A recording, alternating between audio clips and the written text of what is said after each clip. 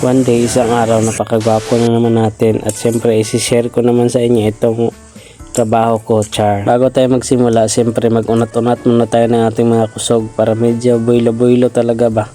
Tapos sinipa-sipa natin ang hangin at siyempre dito na ako sa area of responsibility.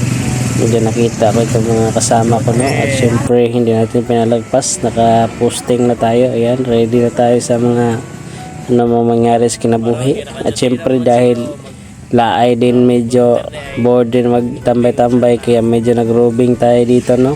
Tingnan natin ang mga palibot. At ito pala yung kasama kong driver na aming team leader ko samantala. At siyempre naniudto na tayo ng isang balona na napakapuno naman talaga. Meron namin at mula na nabasa medyo ang ating mga itlog dito at masang sisiyo tayo. Kita nyo naman dito ang ulan, medyo mahina lang tingnan sa camera pero napakalakas niyan.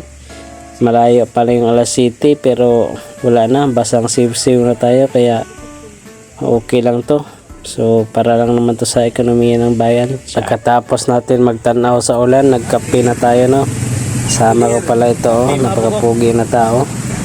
At siyempre nagsoroy-soroy na rin tayo sa palibot at medyo matraffic na ngayong area kaya sinibartuhan natin ito ng gamit ng wangwang kaya medyo tagandagan talaga sila dito, no? Medyo naipit talaga tayo dito. At ito na yan, posting namin. Baka sabihin nyo wala kami ginagawa. At dito na ng example ng isang responde namin na napaka lupit talaga. Sunog to guys, no? Sa mga nagbabalak maging GO din dyan, ito yung maganda rin pasukin na trabaho, no? Huwag na huwag nyo susubukang pumasok dyan sa kalayo, no? Dahil hindi naman tayo expert, wala tayong alam dyan sa pagsugpo ng kalayo. Huwag nyo nang subukan. Ang gawin nyo lang is mas maganda magman lang kayo ng traffic o magman kayo ng mga marites.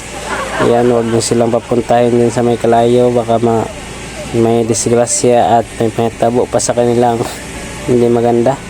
At ayan na nga yung kasama ko na nasa traffic siya kaya okay naman. Andito na yung bombero kaya naapulan na nila ang sunog.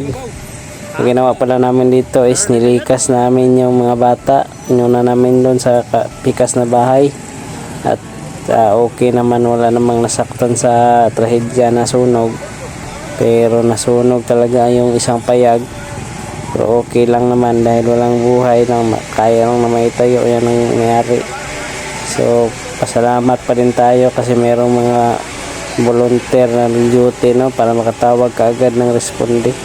At hanggang dito na lang ako, bye bye, no? Tingnan nyo naman dito, no? Dito na yung wala na talagang sunog din, fire out na, kaya good job sa mga GO. Maraming salamat ang panonood mo dito. Nasayang ko yung 3 minutes ng buhay mo. Bye bye.